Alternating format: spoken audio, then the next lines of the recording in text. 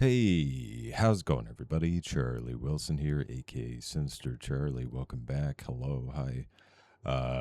So we got some Navy stuff. I was in the Navy. I think you all know that.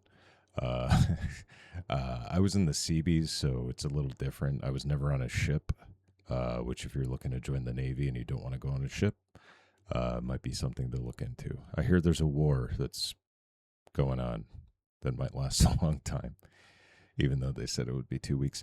Anyway, Born to Suffer is the channel. I just found this channel, so I'm going to subscribe.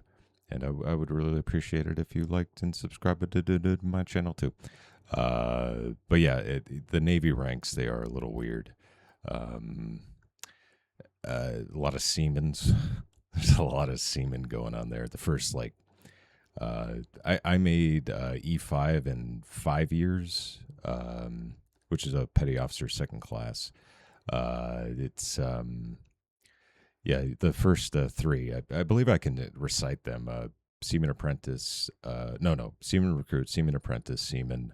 Petty officer third class, second class, first class, chief petty officer, senior chief, master chief. There you go. I got it. I still got it.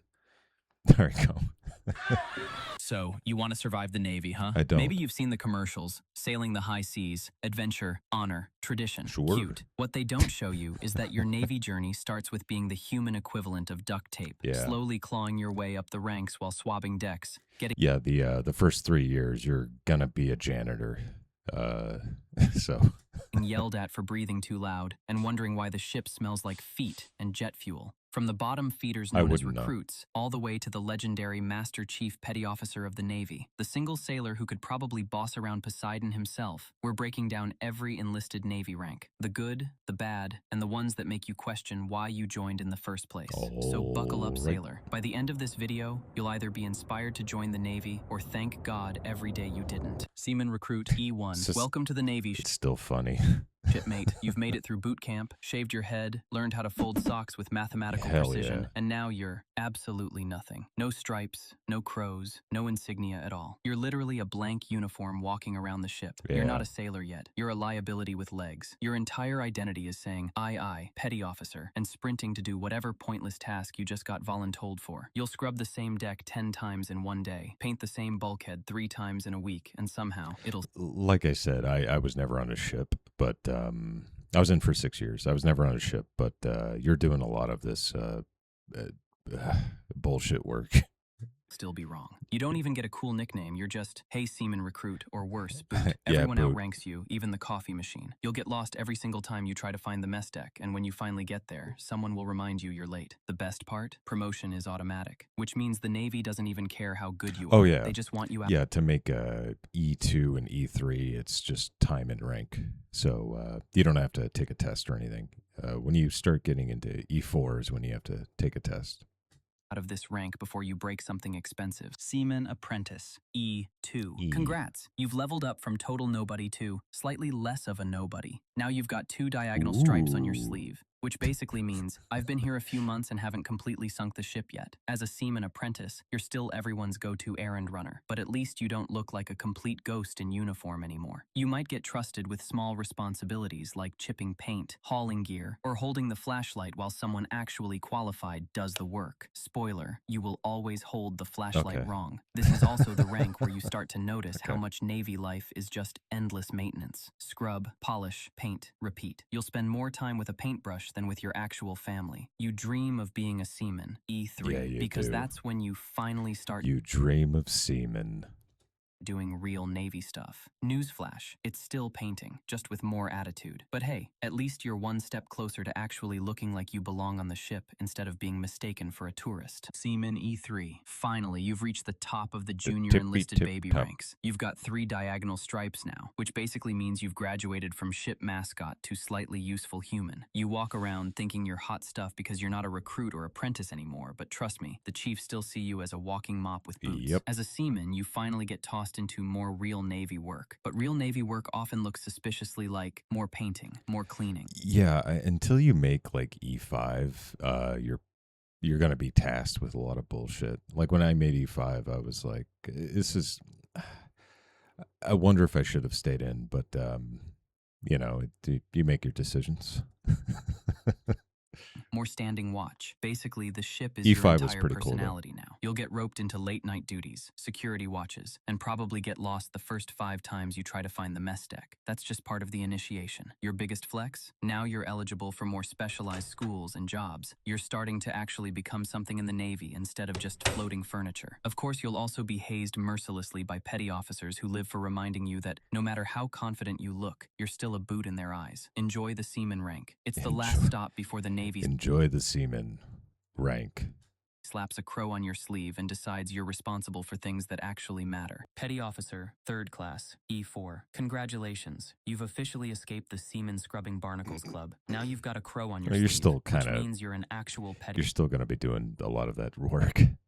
officer. Or at least that's what your mom brags about to her friends. In reality, you're just a seaman with paperwork. Here's the deal. E4 is the most dangerous rank in the Navy. Why? Yeah, Because you I'd have agree just with enough that. power to boss people around, but not enough common sense to know when to stop. You'll spend your days juggling your actual technical job, fixing gear, running systems, troubleshooting problems, with the nightmare of managing junior sailors who somehow find ways to set fire to things that shouldn't even burn. The chiefs love using you as a buffer. They hand you all the dirty work of supervising, disciplining, and training new sailors while they Yeah. sit back and laugh at your suffering. You're basically a babysitter with a tool belt. The catch? Every mistake your juniors make is now magically your fault. That time someone fell asleep on watch? Your fault. That time the deck log got coffee spilled on it? Your fault. That is Welcome your to the fault. glamorous life of leadership. But hey, you're finally allowed to strut through the ship acting like you own the place. Just don't forget, E7s and above still see you as a rookie with a shiny crow. Petty Officer, 2nd Class, E5.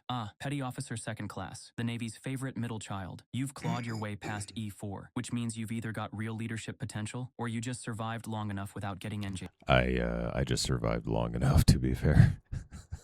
I had to take a test though, so I mean, I made it by 1 point. It's hilarious. Peed. Either way, you've got 2 chevrons now, and that little And extra more stripe pay. comes with a massive shift. You're no longer just that petty officer. You're the petty officer in charge. Your daily life, a balancing act from hell. You've got chiefs dumping tasks on you, junior sailors looking up to you for guidance, and officers who think you're basically a walking checklist machine. You're not high enough to say no to anything, but you're just senior enough that every screw-up magically becomes your personal legacy. Someone's late to muster? That's on you. Yep. Equipment broken? That's on you. Ship's mascot missing? Somehow. Still you. This is the rank where you learn the cruelest Navy truth, authority without real power. Sure, you get to yell at seamen and tell them to sweep, but when they ignore you, You get to yell at seamen. I'm going to keep doing that. Sorry. guess who's still scrubbing the deck? You. Here's the kicker. E5 is the sweet spot for responsibility mixed with just enough sarcasm to survive. You know the system, you know the shortcuts, and you've perfected the yes chief face while internally screaming. Chiefs love you because you make their lives easier. Enlisted love you because you're not totally corrupted yet. But deep Yet. down, you know you're one deployment away from losing your sanity and becoming an E6 lifer. Petty Officer 1st Class, E6. Now we're talking. Petty Officer 1st Class. 3 chevrons. There was a spider that just went right in front of my face. That's awesome. I got him though. Just we're all safe. Just letting you know. 1 rocker, and the smug aura of someone who thinks they've finally cracked the code of Navy life. At this rank, you're basically a chief in training, whether you like it or not. Yep. Chiefs start eyeing you like you're their little apprentice, while junior sailors see you as the person who controls their entire existence. And in a way, they're not wrong. Daily life? Endless. You're the middle management of the seas, tasked with everything from supervising maintenance to explaining to some seaman why it's a bad idea to fall asleep on watch. The Navy trusts you enough to run divisions, but not enough to leave you alone. You're under a microscope, one bad inspection or sloppy drill, and suddenly you're not ready for khakis. The E6 sweet spot is also the most stressful. You know exactly how things are supposed to work, but you're stuck in that purgatory where you can't actually fix the system. Chiefs laugh at your frustration, junior sailors dump every complaint on your Yep. lap, and officers, they treat you like you're a Wi-Fi router, only noticed when you stop working. Socially, this is the rank where sarcasm becomes your second language. You've seen enough Navy nonsense to be bitter, but Navy you've still got nonsense. just enough hope to chase that mythical khaki No, dream. you don't You're want that. respected, feared, and blamed for everything within a 10-mile radius of your division. But let's be honest, the rocker doesn't just mean rank, it's a countdown clock, because everyone knows you're either making chief or you're Yeah, if you don't make chief, I think it's 18 years. If you're in for 18 years and you're still a 1st class, I believe they kick you out. You have to make to make it a career, to get like retirement and stuff. You have to make E7. So That's the goal Stuck here for some forever. people. Chief Petty Officer, E7. Welcome to the brotherhood and sisterhood of khakis. Becoming a chief isn't just a promotion, it's like joining a secret society. One day you're a salty E6 with too much paperwork. The next you're wearing anchors, getting handed a coffee mug with your name on it, and suddenly speaking in Why is riddles like Piccolo Yoda here? in Oh, khakis. okay. Chiefs are the I would have said Piccolo, but I'm a weeb, so backbone of the Navy. You're not just supervising anymore, you're running the show. Officers, they may technically be in charge, but let's be real. They don't make a move without asking a chief what's actually possible. Enlisted sailors, they look at you like some mythical creature who can either ruin their life with one word or save it with a single phone call. Daily life, you're the fixer. A sailor fails inspection, you fix it. Divisions falling apart, you fix it. Ship's morale is in the dumpster, guess who's running pizza night? And on top of that, you're still expected to show up at 0500 like you've been drinking nothing but seawater and pride. The initiation into the chief's mess, yeah, it's legendary. Some I've say heard it's hazing, about it. others call it tradition. It's fine. Either way, you come out of it with new respect, new responsibilities, and a permanent addiction to coffee that makes Marines look like amateurs. Being a chief means you finally made it to the Navy's inner circle of influence. You've got respect, power, and a whole lot I don't like how he still got that the dress blues on, because the dress blues change when you become a chief. It's a different uniform. of new headaches. But every sailor You don't knows have to wear one the thing. Cracker If the Jacks. ship is sinking, pray the chief is still on board. Senior Chief Petty Officer, E8. Ah yes, the Senior Chief. You've been in so long that you don't just know the Navy, you are the Navy. At this point, your voice carries so much weight that a single from you can make a lieutenant question their life choices. You're basically a chief turned up to 11, with more gray hair, louder sighs, and an aura of, I've seen everything twice, and both times it was stupid. Your job? To mentor chiefs, terrify junior officers. We had a Master Chief who was in for like 26 years. Oh, it might have been more than that. But no, it might have been like 30 years. He was a Master Chief. He'd been in for 30 years. And he joined in the 70s, and they didn't have drug testing back then. So he told us some crazy stories. It's insane.